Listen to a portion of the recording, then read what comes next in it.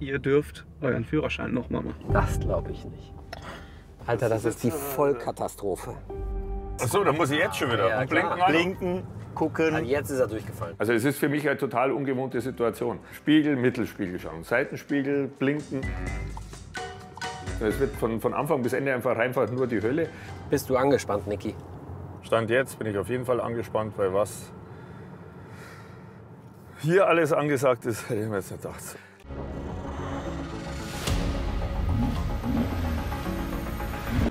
Donnerstag 8:30 Uhr auf dem Weg zum Grip-Dreh. Niki, weißt du, wo wir hinfahren? Du, keine Ahnung. Normalerweise wissen wir ja immer, was wir machen, ne? Können uns schön ein bisschen vorbereiten und so. Genau. Wissen, müssen wir jetzt eine Radlhose mitnehmen oder doch lieber die Rennhandschuhe. Aber heute sind wir tatsächlich vollkommen ohne Informationen in diesen Bus gezwängt worden. Kein Helm, keine Motorsportklamotten oder was auch immer. Also das macht mich jetzt nicht unruhig, ehrlich gesagt, weil eigentlich mag ich das gerne, wenn ich quasi reagieren muss, ja, wenn du einfach nicht weißt, was kommt.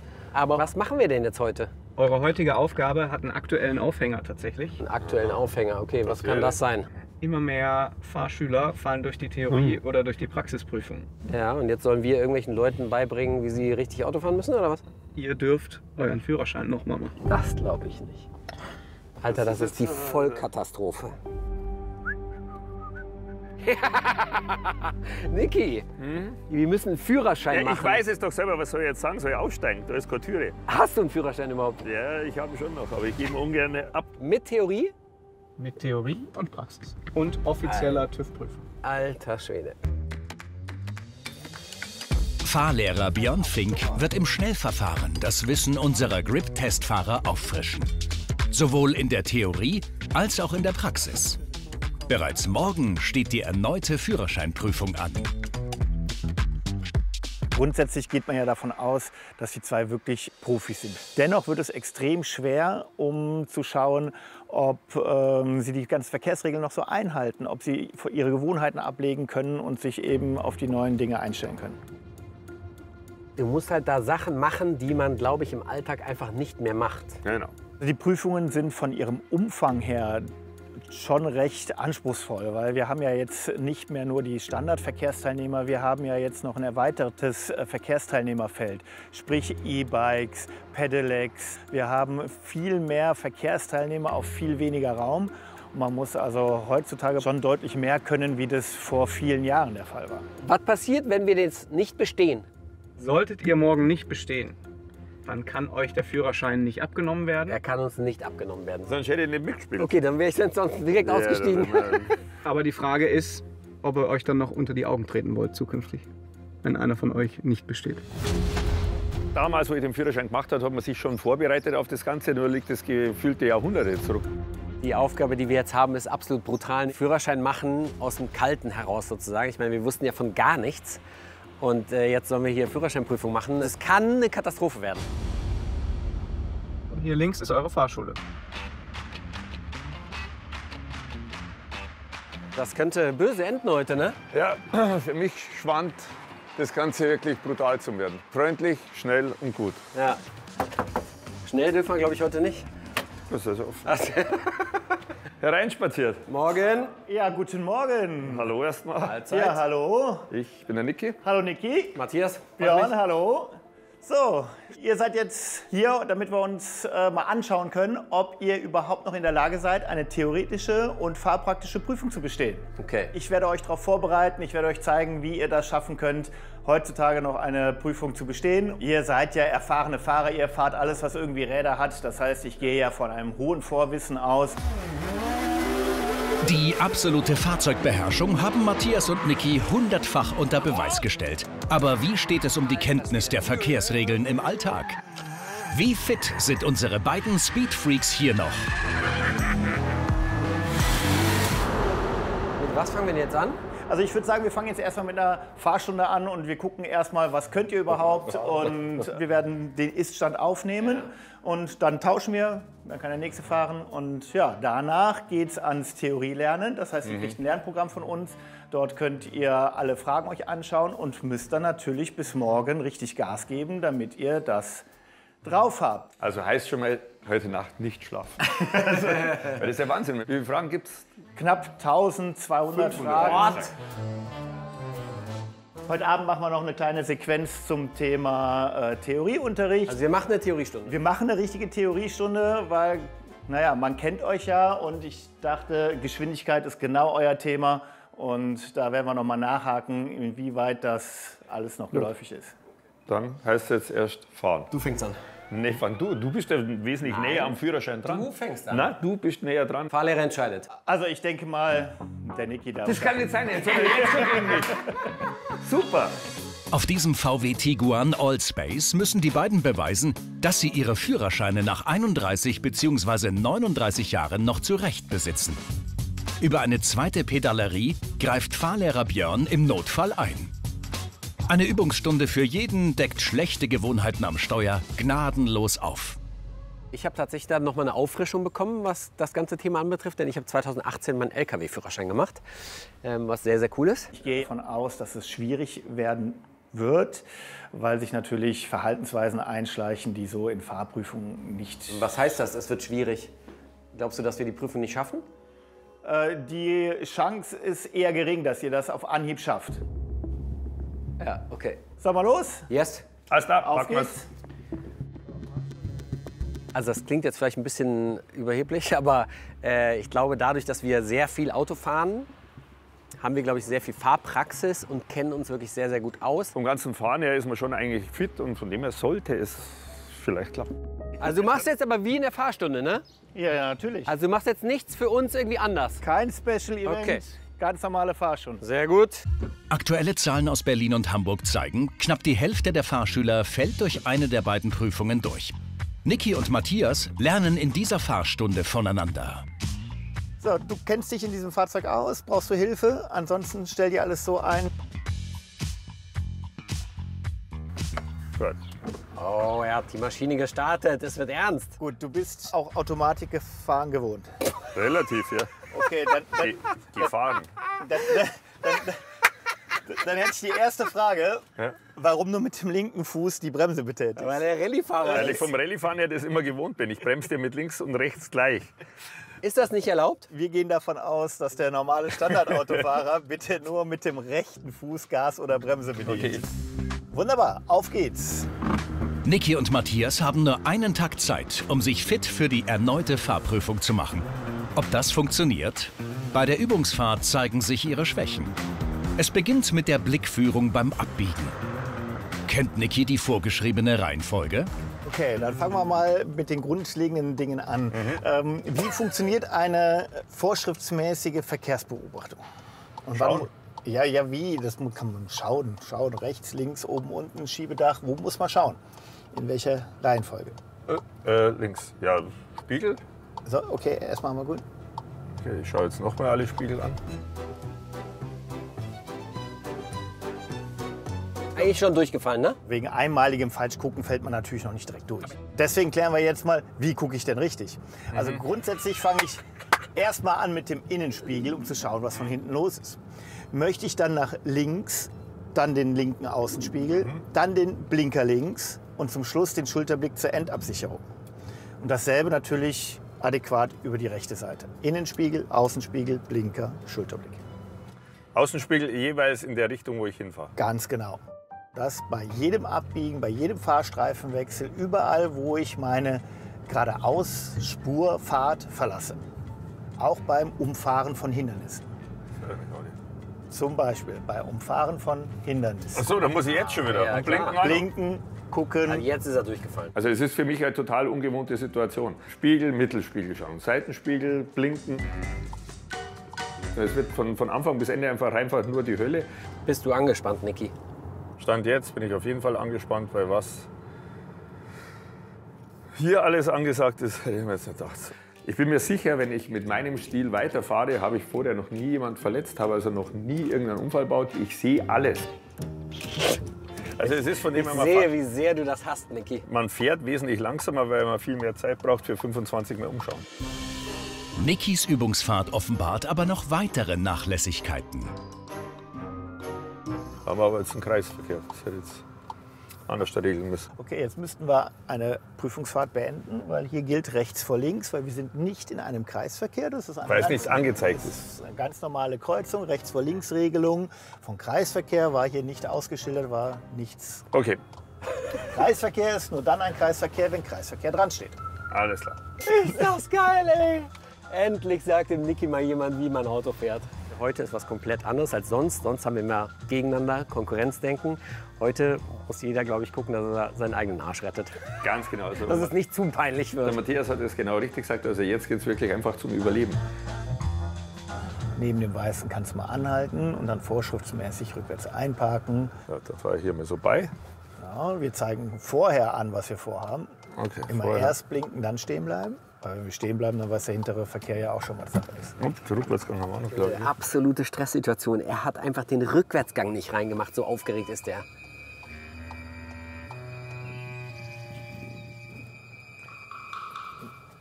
Beidhändig? Ja, natürlich. So, wunderbar. Dann sicher das Fahrzeug mal ordnungsgemäß. Handbremsen muss man die auch nicht. Hier, die Feststellbremse muss man natürlich betätigen. So, wie würdest du denn jetzt abschließend dich und deine Leistung beurteilen? Ich muss ganz ehrlich sagen, es ist sehr, sehr vieles neu.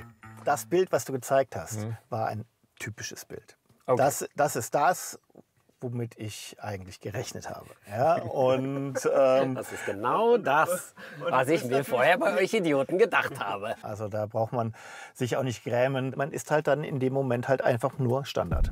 Jetzt muss Matthias beweisen, was er noch drauf hat. Sein Vorteil? Ein paar Tipps hat er bereits bekommen. Alter. Für das, dass ich ewig langsam fahre, bin ich doch leicht verschwitzt. Okay. Ja, Matthias, du hast natürlich den Vorteil, du hast schon einiges gehört jetzt. Das heißt, ich erwarte Großes. Ich erwarte auch Großes. Du kennst dich mit der Bedienung des Fahrzeuges aus? Ja. Ich bin jetzt gar nicht nervös. Das wird kommen, bei der Prüfung spätestens natürlich, beziehungsweise so eine halbe Stunde vor der Prüfung, da geht's los. Aber jetzt alles entspannt.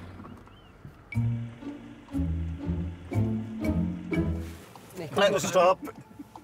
Wir benutzen bitte beide Hände am Lenkrad. Also Wie soll ich mich denn so umdrehen? Genau. So, und ist nicht so kuschelig wie immer. vernünftig Ich bin umdrehen. noch weniger gefahren als der Niki, bis ich durchgefallen bin. Sensationell. Noch ein kleines Stückchen.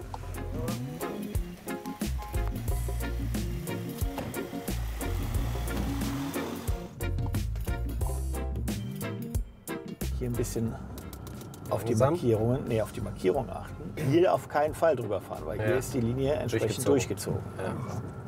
Aber wenn jetzt einer entgegenkommt, muss ich dann, Linie ist die durchgezogen. darf ich nicht überfahren. B-Fahren und Überfahren ist verboten. Da muss man Okay. sich mit dem Gegenverkehr einigen. Gott, ey, ich habe so einen Schiss vor der Prüfung. Also ich auf jeden Fall auch. Also Stand jetzt keine Chance, die zu bestehen. Wenn jetzt übel ist halt, du kennst dich halt hier nicht aus, ne? Eben. Das ist halt, wenn du das jetzt kennen würdest, wäre das Genau. was ganz anderes. Ja gut, aber ihr habt ja den Führerschein für ganz Deutschland. Ne? Und darüber hinaus. Sollte Björn mit seiner Pedalerie eingreifen müssen, ertönt ein lauter Piepton. Dann fahren wir hier vorne gleich nach links weiter. Da runter rein, okay. Ja, ja. Aber da haben die Räder jetzt nicht blockiert. Beim Stoppschild. Stoppschild. Ah, was? Ich hab's Zum gesehen. zweiten Mal durchgefallen.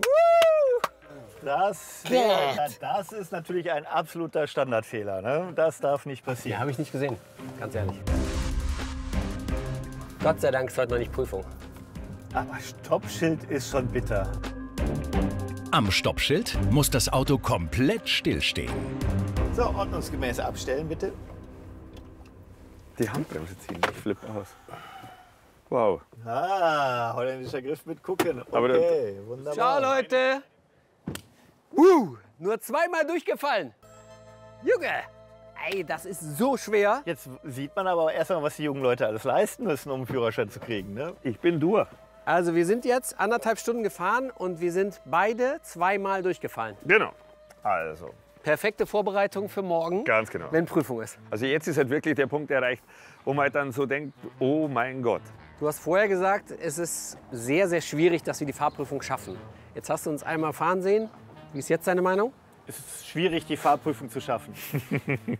Also es hat sich an meinem Meinungsbild grundsätzlich nicht viel geändert. Ihr seid gefahren wie erwartet. Wie die Vollidioten. Das Sind kann wir man gefahren jetzt. oder wie sind wir gefahren? Ja, ihr habt die Fehler gemacht, die man einfach macht, wenn man lange den Führerschein hat. Okay, was machen wir als nächstes? Was machen wir als nächstes? Ich würde sagen, wir gehen rein, checken euer Lehrmaterial, damit ihr was zur Verfügung habt, womit ihr lernen könnt. Okay. 1200 Fragen müssen irgendwie rein. Und das heißt jetzt Gas geben und lernen. Das wird noch schlimmer. Das mit der Theorie wird noch schlimmer als das Fahren. Die Teilnahme am Straßenverkehr wird immer anspruchsvoller. Der Fragenkatalog wurde seit 2004 um mehr als 200 Fragen erweitert. So, dann kommt mal rein.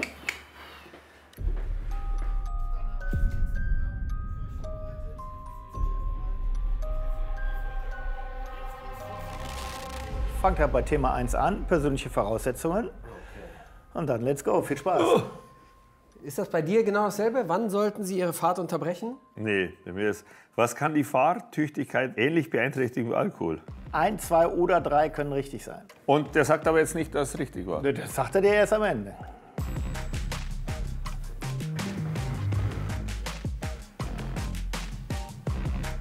Theorie ist ein relativ großer Fallstrick sogar, weil wirklich die Anzahl an Fragen richtig zu beantworten ist schon eine große Hürde, weil viele Sachen auch wirklich, die muss man gelernt haben, die muss man wissen und da reicht es nicht aus der Erfahrung herauszusprechen.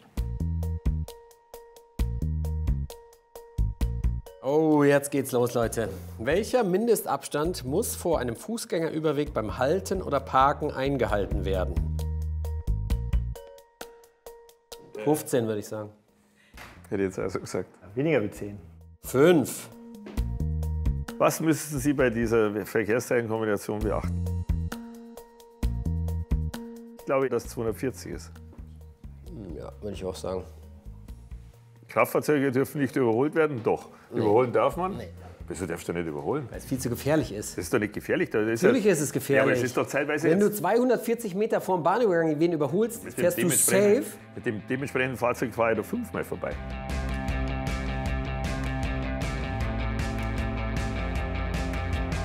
Wir sehen jetzt gleich die Auswertung, was wir in unserem ersten Bogen bzw. in unserer ersten Quasi-Prüfung alles richtig oder falsch gemacht haben.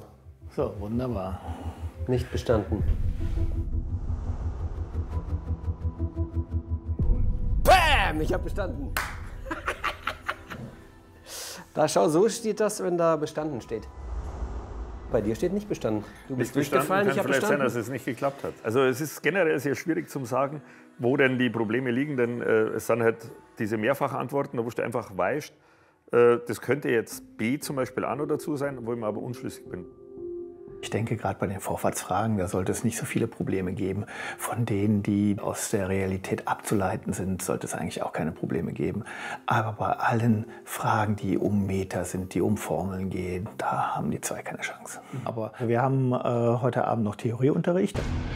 Und den müssen beide nutzen, um sich optimal vorzubereiten. Also jetzt haben wir ja Theorie. Ja, mit irgendwelchen 17, 18, vielleicht 19-Jährigen, keine Ahnung was. Ich weiß nicht, auf welchem Wissensstand die sind, aber ja, wir haben jetzt halt eine klassische Theoriestunde, wo wir, glaube ich, wahrscheinlich auch gefragt werden, so wie in der Schule so.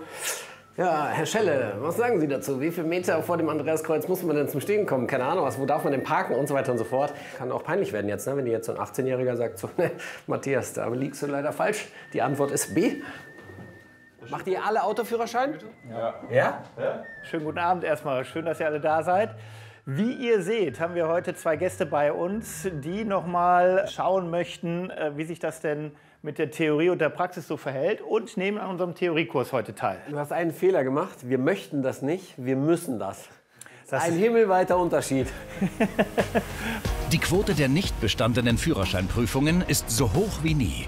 Alleine in Nordrhein-Westfalen fallen fast 50% durch die Theorieprüfung. Die Geschwindigkeitsbegrenzung muss aufgehoben werden, aktiv durch ein neues Zeichen oder durch das graue Durchgestrichene. Du sagst, wenn die Straße breiter wird, dann darf ich wieder ballern. Kann doch nicht sein. Das gibt es aber auch im Zusammenhang mit Kindern oder dem Fußgängerschild. Achtung, Fußgänger. Ballern jetzt nicht. Das gibt es auch Ja, gut. so im Zusammenhang. Ja, Da steht okay. dann 30 und dann da oben im Zusammenhang mit Kindern zum Beispiel. man merkt halt einfach jetzt, wenn wir das so im Detail besprechen, dass es halt einfach manche Sachen, die man so als logisch erachtet irgendwie, weil über die Jahre angeeignet, nicht stimmen. Und das ist schon nochmal, also wahrscheinlich hilft es schon. Wie lange braucht man durchschnittlich, um zu reagieren? 3 Sekunden. Das wäre schon sehr lang, 3 Sekunden. Also im Schnitt so 1 Sekunde. 1 Sekunde. In dieser 1 Sekunde fährt das Auto näher an den Traktor ran. Und jetzt wollen wir einfach mal schauen, wie viele Meter sind denn das? Und dazu müsst ihr diese Formeln kennen. Morgen früh entscheiden 30 Fragen und maximal 10 erlaubte Fehlerpunkte über das Bestehen oder Nichtbestehen der theoretischen Prüfung. Wir machen ja morgen Theorie und Praxis an einem Tag. Ich glaube, dass das machbar ist, wenn man sich vorbereiten kann, was wir nicht können. Wir sind hier heute Morgen abgeliefert worden, so, ja, übrigens, ihr macht jetzt eure Führerscheinprüfung nochmal neu. Das ist halt Wahnsinn. Wir haben 1200 Fragen und die musst du dir irgendwie alle reinpauken. Das werden wir in dieser Nacht nicht schaffen. Es ist halt die Frage, wie viel davon kannst du überhaupt behalten?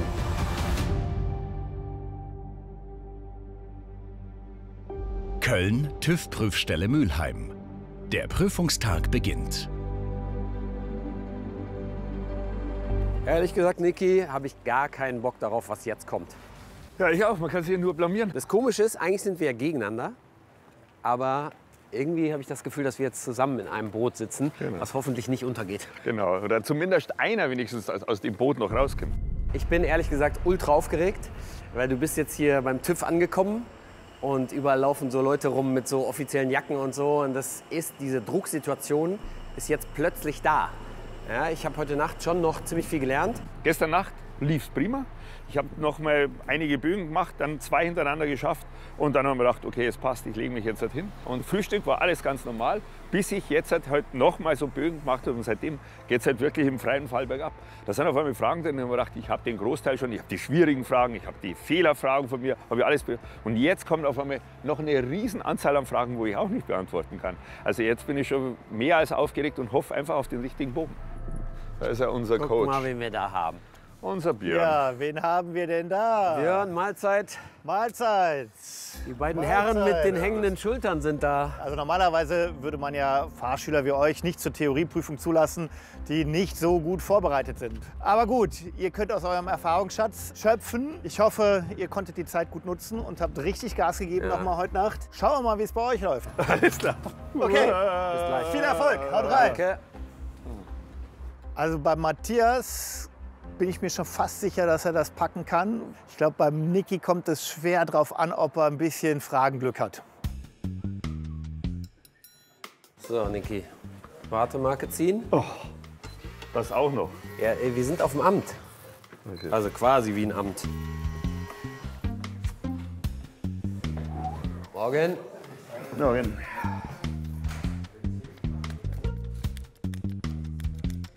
Puls. 246. Also 100 habe ich ganz sicher. Ja, logisch.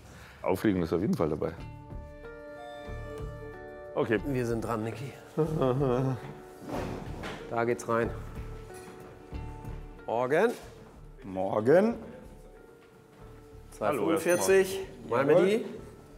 Stelle. Hallo. Angemeldet haben Sie sich? Genau. Wunderbar, dann gucken wir mal. Sie kriegen gleich einen Platz zugewiesen. Da können Sie dann die Prüfung dann absolvieren. Es gibt verschiedene Fragetypen. Es gibt heute keine Sonderbehandlung. Bei der Theorie 10 Fehlerpunkte. Ab dem 11. nicht bestanden. Okay. Also mit 10 habe ich noch bestanden. Mit 10 noch bestanden, außer es sind 2 Fragen mit jeweils 5 Fehlerpunkten, dann nicht. Zeit haben wir. Zeit, so viel ihr braucht. Herr Malmedy, einmal Platz Nummer 7 und Herr Schelle Platz Nummer 3. Ich habe die theoretische Fahrprüfung nicht geschafft.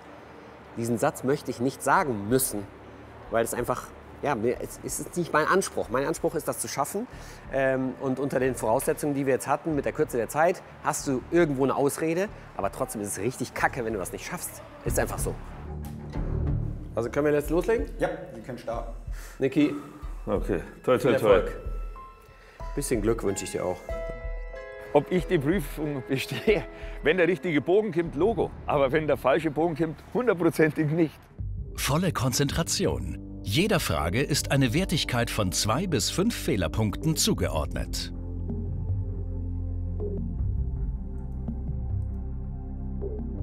Die Gründe, bei der theoretischen Prüfung nicht zu bestehen, ist meistens, dass die Fahrschüler sich selber halt verrückt machen vor dem Test oder auch während des Tests. Und am Ende, wenn alle Fragen beantwortet sind, so lange die Fragen korrigieren, bis sie dann doch falsch sind. Niki muss eine Frage zu dieser Verkehrssituation beantworten. Hier drohen 4 Fehlerpunkte. Die richtigen Antworten sind: Fußgänger betreten hinter dem Bus die Fahrbahn und der Bus schwenkt aus. Wir haben momentan eine Durchfallquote von rund 45% in der theoretischen Prüfung.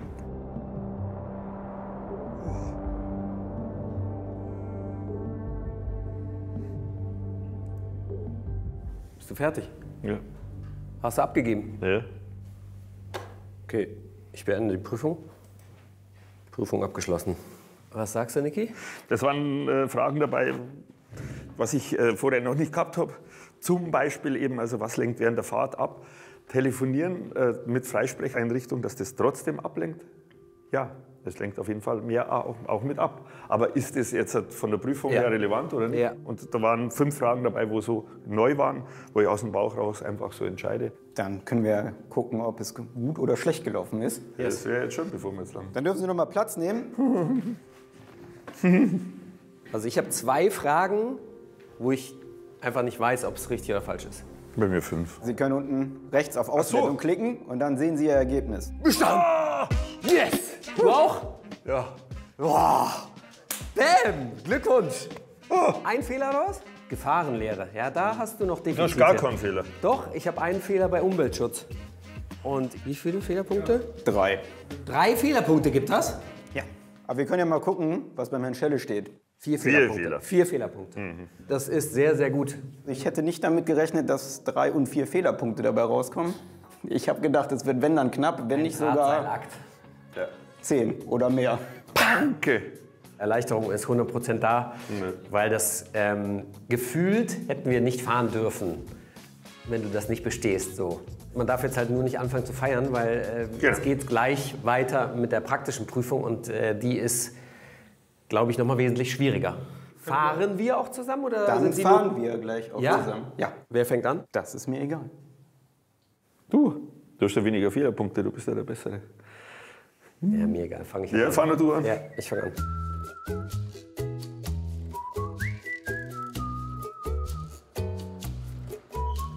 Haben wir uns verdient, oder? Erster Schritt ist gemacht. Der erste Schritt ist gemacht, aber der zweite wird, glaube ich, noch mal schwieriger. Das glaube ich auch. Ach, Das dürfen wir alles nicht machen. Also Stoppschilder dürfen wir nicht überfahren. Wir dürfen nicht zu schnell fahren. Und dann kommt der situative Verkehr. Fahrt einer raus, Genau. ein Radfahrer. Ja. Eine letzte Stärkung, bevor es ans Eingemachte geht.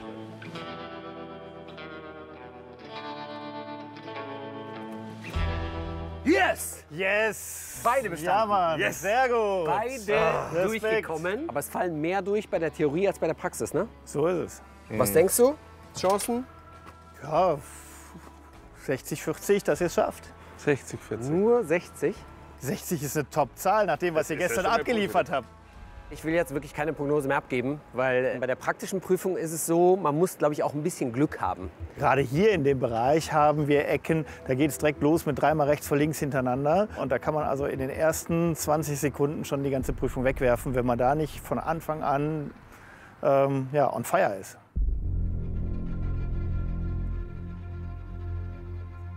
Schönen guten Tag. Ja, Mahlzeit. Dann Hallo. fangen wir jetzt an mit dem praktischen Teil. Ja. Die Prüfung dauert ungefähr 55 Minuten. Ja. Mit Vorgespräch und Feedbackgespräch am Ende. Reine Fahrzeit ist ungefähr 30 Minuten. Und wir werden 3 Grundfahraufgaben machen in der Zeit.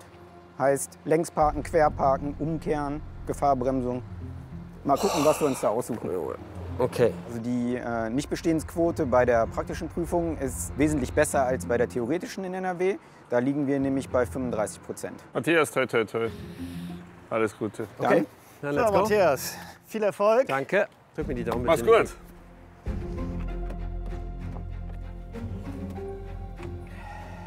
Sie können sich alles einstellen, Ja. ganz in Ruhe. Egal wie die Prüfung ausgeht, rechtliche Konsequenzen für Matthias Führerschein hat es nicht. Aber entgeht er der Peinlichkeit des Nichtbestehens? Dann darf Ihr Fahrlehrer einmal seine Pedale durchschalten, um zu gucken, ob das funktioniert. Also jetzt nicht erschrecken, den Ton wollen wir gleich während der Fahrt nicht hören. Gut. Dann bin ich durchgefallen, ne? Also das heißt, ich habe hier auf die Pedale getreten und musste eingreifen und dann wäre die Prüfung definitiv beendet. Okay. Gut. Dann können wir gerne starten. Ich bin sehr nervös. Okay, also ich bin angeschnallt, Lenkrad ist eingestellt. Ja.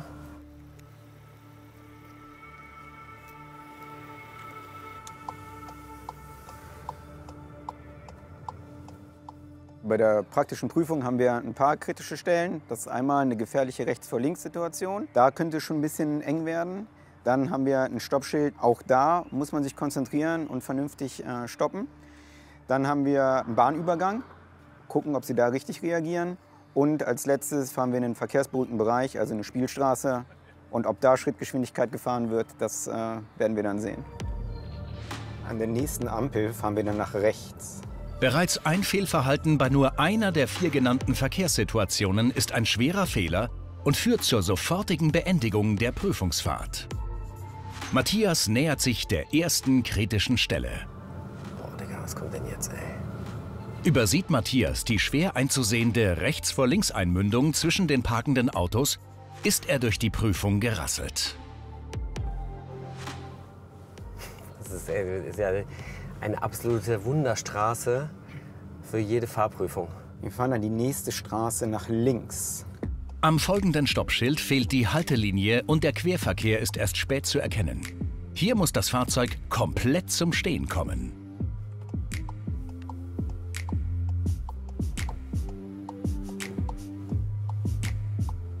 Den Effekt, den wir jetzt damit schon erreicht haben, ist, dass ich ganz anders wieder Auto fahre. Viel aufmerksamer. Bis jetzt auch gut.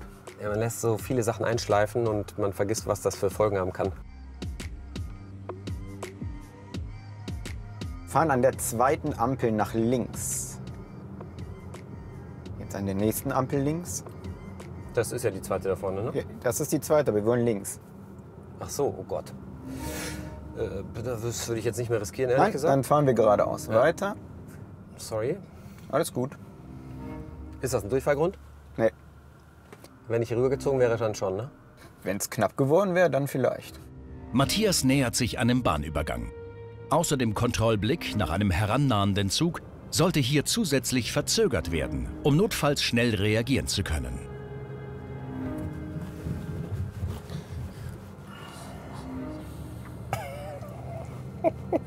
Scheiße. Alles gut, einfach weiterfahren. Wir nehmen im Kreisverkehr die dritte Ausfahrt. Auf Matthias wartet die letzte Schwierigkeit auf der Prüfstrecke. Ab diesem Schild gilt Schrittgeschwindigkeit. Wer hier zu schnell fährt, beendet seine Prüfung vorzeitig. Es könnte sein, dass wir uns in einem verkehrsberuhigten Bereich Das aufhalten. sieht danach aus, ne? Mhm. Könnte. Okay, dann war's das jetzt. Wie viel bin ich gefahren? 17, ne? Oder 18 sogar? Ja. Erlaubt sind. 7. Sehr gut. Gut, dann stell das Auto ordnungsgemäß ab und dann einmal zum Herrn Bode. Der wird dir erklären, was nicht gut gelaufen ist. Ja, also erstmal leider nicht bestanden. Also grundsätzlich war das eigentlich für einen routinierten Autofahrer gut. Nein, es schleichen sich ja im Laufe der Zeit Fehler ein oder man gewöhnt sich Sachen an, die vielleicht nicht ganz richtig sind. Ja. Verkehrsbeobachtung war echt gut, habe ich anders erwartet. Ja. Ne? Da habe ich gedacht, dass da echt wenig kommt. Beim Bahnübergang haben Sie selber gemerkt. War knapp, ja. Ja, genau, weil da fahren wir vorsichtig ran. Gucken, ob eine Bahn kommt. Das Ding ist, das macht im Straßenverkehr niemand, ne? Es könnte ja sein, Genau. dass Ampel und Schranke ausgefallen sind. Dann kommt Ja. der Zug trotzdem. Ja. Genau. Ja, und dann verkehrsberuhigter Bereich, Spielstraße. Fahren wir Schrittgeschwindigkeit, heißt maximal 7 km/h. Ja, ärgert mich ganz besonders, weil ja, die Kinder das am schützenswertesten sind, was wir im Straßenverkehr haben. Und dass mir dieser Fehler unterläuft, das ärgert mich richtig hart. Also wirklich. Ich fahre dich jetzt wieder zurück zur Prüfstelle und dann schauen wir mal, was der Niki uns zeigen kann. Okay, gut. Ja, ist einfach kein Fehler, den man entschuldigen kann. So, weil das einfach, ja, Geschwindigkeit hat ganz, ganz schlimme Folgen. Und gerade in der Spielstraße gibt es da einfach keine zwei Meinungen. Da fährst du halt 7 und lässt das Auto, wenn du Automatik hast, der da fährt, wenn du rollen lässt, einfach 7 km/h. Er musste weder Gas geben noch bremsen, das wäre das Allereinfachste gewesen. Aber ja, ich habe es verkackt und es tut mir wirklich leid. Es geht zurück zur TÜV-Prüfstelle. Niki kennt das Ergebnis von Matthias' Prüfungsfahrt noch nicht. Hallo erstmal. Echt nicht. Oh. Und dann lassen Sie so lang fahren? Ja, wir sind halt gefahren und gefahren und gefahren und dann war irgendwann, jetzt tauschen wir mal, jetzt ist nichts mehr mit fahren, jetzt darfst du nicht mehr fahren. Also eindeutig nicht bestanden. Das war ganz klarer Fehler, schwerer Fehler, der auch zum sofortigen Beenden geführt hat. Nein! Ja. Ich darf es dir nicht erzählen, weil du fährst exakt dieselbe Strecke. Okay.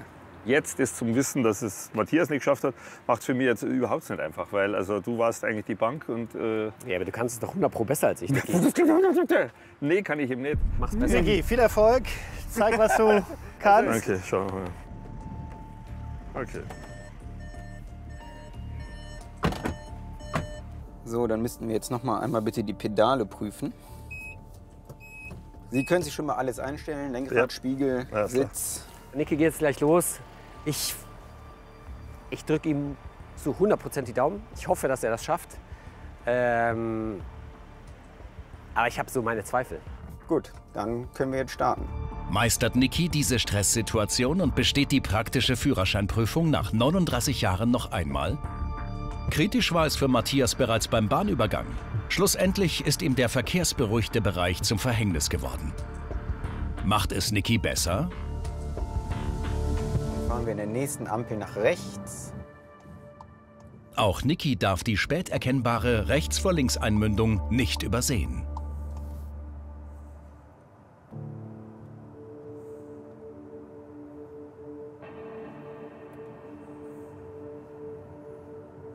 Dann fahren wir die nächste Straße links.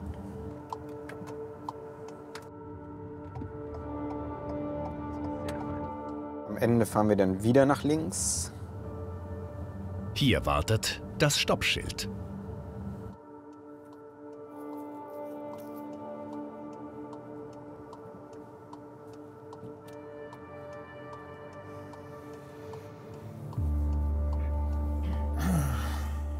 Gut, dann bleiben wir mal ganz kurz hier stehen.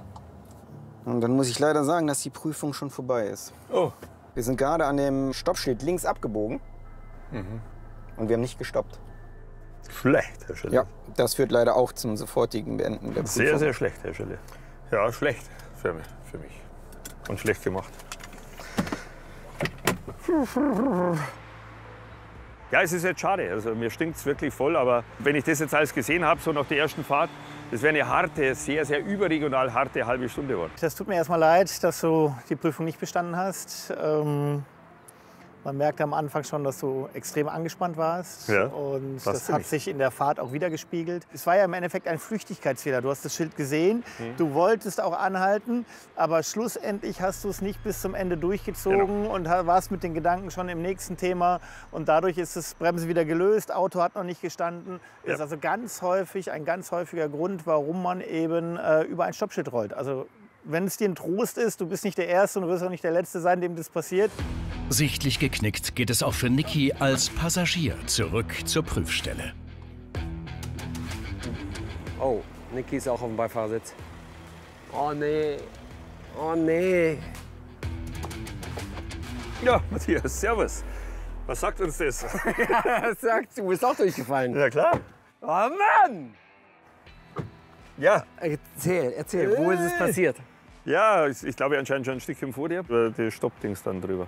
Das Stoppschild. Ja, wo es halt, also ich habe die Tempo verzögert. Aber du hättest noch einmal anhalten Ja, müssen. genau. Und ich bin dann halt einfach weitergedüst. Als es dann auf die normale Straße rausging, ne? nach auf die links, größere. nach links und dann ist er gleich da wieder noch wieder Ja, rechts. ja, genau. Ja, Ja, gut, was soll man jetzt noch sagen? Ihr habt beide nicht bestanden. genau. Ergebnis bei beiden nicht bestanden. Ja. Bei beiden leider auch schwere Fehler, die zum sofortigen Beenden der Prüfung führen. Was würdet ihr sagen, was bedeutet das jetzt für alle Menschen, die da draußen auf der Straße rumfahren?